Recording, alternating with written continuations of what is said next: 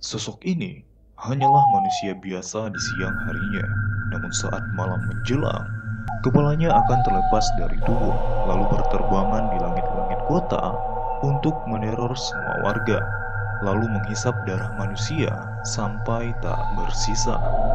So, di video ini gue pengen bahas sosok hantu yang mirip banget dengan sosok kuyang dari Indonesia.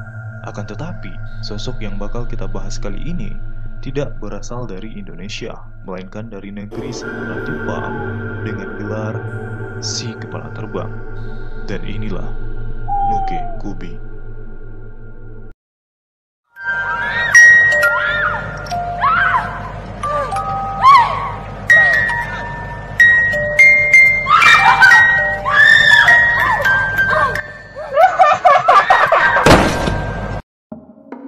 Nuke Kubi ini memiliki penampilan yang sangat mengerikan, di mana ia hanya sebongkah kepala manusia dengan ekspresi yang sangat brutal, juga memiliki bentuk kehausan yang sangat besar dengan darah manusia, mirip seperti vampir.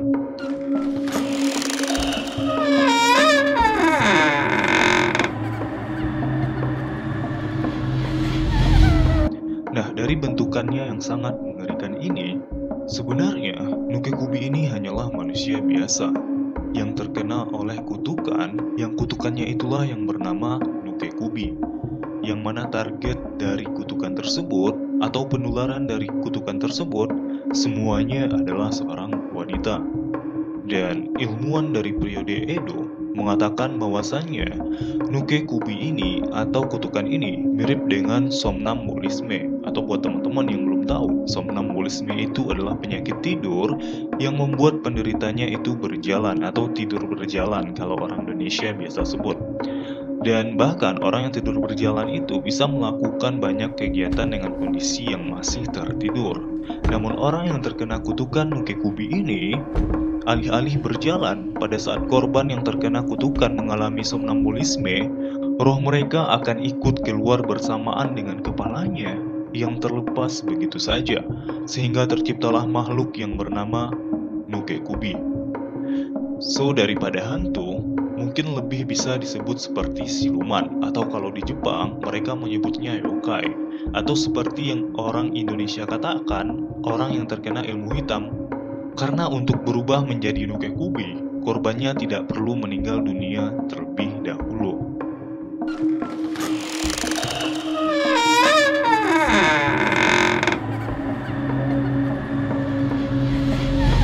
Sekarang kita masuk ke dalam kehidupannya. Sebenarnya, wanita yang terkena kutukan ini pada siang hari sama seperti manusia pada umumnya, yang selalu hidup berdampingan dan berbaur dengan masyarakat. Dan bahkan mereka memiliki keluarga manusia biasa. Dan beberapa Nuke Kubi memiliki pasangan seorang manusia biasa yang jatuh cinta kepada dirinya, lalu menerima mereka yang sudah terkena kutukan tersebut. Dan untuk makanannya, makhluk ini memakan makanan manusia pada umumnya di siang harinya. Namun ketika malam datang, mereka akan mencari darah manusia dan meninggalkan tubuhnya di tempat tinggal mereka. Sehingga jika kita berada pada kondisi siang hari, dia akan mirip dengan manusia normal pada umumnya. Dan kita tidak bakal tahu bahwa wanita ini atau orang ini terkena kutukan Nuke Kubi atau tidak.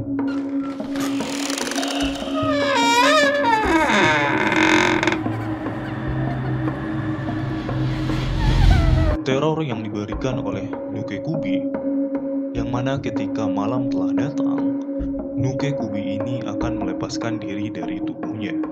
Kepalanya akan terlepas dari tubuhnya, lalu dia akan melayang-layang di atas langit-langit kota. Nuke Kubi ini merupakan sosok yang sangat brutal. Jadi dia nggak milih-milih kalau cari mangsa.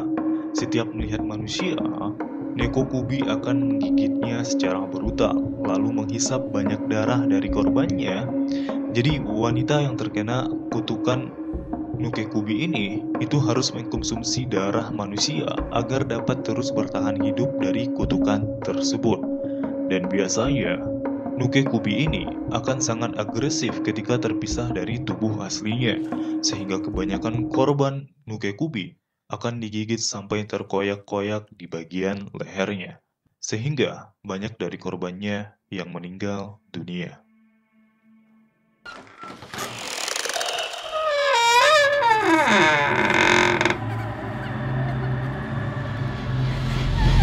Untuk korban Nukekubi ini, misal nih, kita lagi ke Jepang, terus tiba-tiba ada kepala wanita yang melayang, lalu menyerang kita.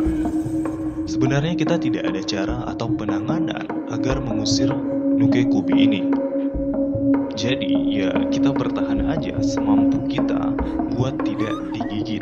Soalnya itu sama aja kayak terkena gigitan anjing rabies yang udah nggak punya otak lagi ya. Kita mau bertahan bagaimana? Jadi ya bertahan aja semampu kita untuk tidak digigit. Namun ada pengecualian untuk korban kutukan atau alias si Nukekubi ini.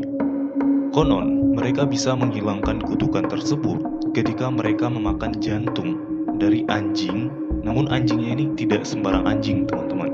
Anjingnya ini adalah sesosok anjing yang berbulu full berwarna putih. Sehingga setelah mereka memakan jantung dari anjing tersebut, mereka akan sehat dan tidak akan terlepas lagi dari tubuhnya. Jadi, kepalanya itu tidak akan menggila lagi dari tubuhnya. Namun, ketika wanita yang telah memakan jantung anjing putih ini, ketika mereka melahirkan seorang anak, maka kutukannya akan diturunkan ke anak mereka. Atau, walaupun mereka tidak berubah lagi, kutukannya tetap akan bisa menyebar ke wanita terdekat yang ada di rumahnya, atau kepada wanita yang tertular kutukannya. Jadi ya, nggak bakal hilang selamanya, kutukan itu tetap akan masih ada. Dan kebanyakan keluarga-keluarga Jepang pada zaman dulu, bagi anak perempuan mereka yang terkena kutukan Nukekubi, mereka bakal menjual anak mereka. Dikarenakan itu akan menjadi aib dan membuat keluarga mereka dijauhi pada zaman itu dan dijatuhi dari kasta keluarga besar. Dan cara terakhir untuk mengalahkan Nukekubi ini itu lebih kepada membunuhnya ya. Jadi ini bukan mengalahkan, jadi lebih kayak membunuh. Kalau kita bunuh kan ngalahin juga ya. Tapi ya caranya mungkin berbeda. Yang mana ketika kita ingin membunuh si Nukekubi ini, kita harus mencari tubuh bawahnya, alias dari leher sampai kakinya itu di mana gitu. Jadi kalau kita ketemu tubuh aslinya atau tubuh badannya ini, kita harus memindahkan tubuhnya ke suatu tempat yang tidak akan pernah ditemukan oleh kepala Nukekubi ini. Dan ketika Nukekubi tidak dapat menemukan atau kembali ke tubuh aslinya sampai matahari terbit, maka Nukekubi pun akan mati pada saat itu.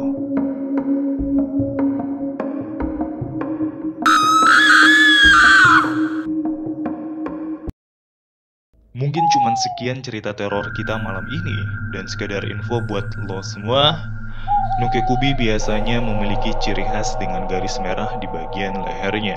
Jadi bakal ada garis merah samar-samar di lehernya yang memberikan tanda bahwa wanita itu Nukekubi atau bukan. So, gimana cerita kita malam ini tentang hantu yang mirip banget dengan kuyang dari Indonesia? Ya walaupun kuyang itu pakai organ-organ dalamnya segala kalau lagi bertugas. Jadi ya pasti lebih ngeri lagi dari Nukekubi.